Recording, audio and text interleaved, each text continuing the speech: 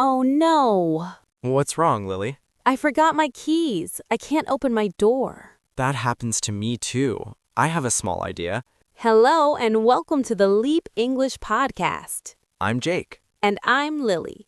We help you speak daily life English. Today's topic is easy. We talk about simple problems. Like forgetting something or losing something. Yes. Let's learn how to say it. Part 1.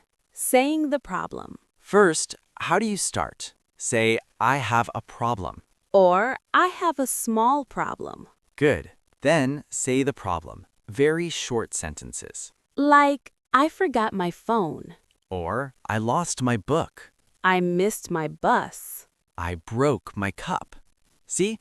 Very simple. Common mistakes. Now, some mistakes. Let's look.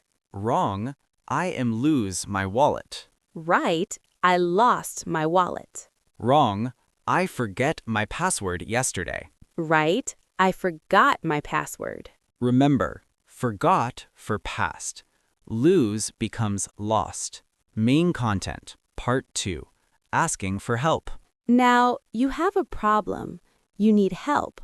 How do you ask? Say, can you help me? Or, do you have an idea?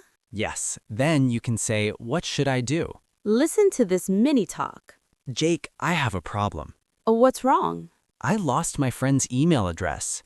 Oh, do you have an idea? Call your friend on the phone. That's a good idea. Thanks. Now a question for you. What do you often forget? Your keys? Your phone? Think about it. Say, I often forget my... Let's remember. Say, I have a problem. Say what you forgot or lost. I forgot my bag.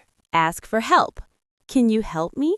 And say, thank you. That's a good idea. Try it today. Tell a friend one small problem in English. Just one sentence. You can do it. Visit our website for more simple lessons. Remember, you're not just a learner, you're becoming a speaker. See you next time. Bye.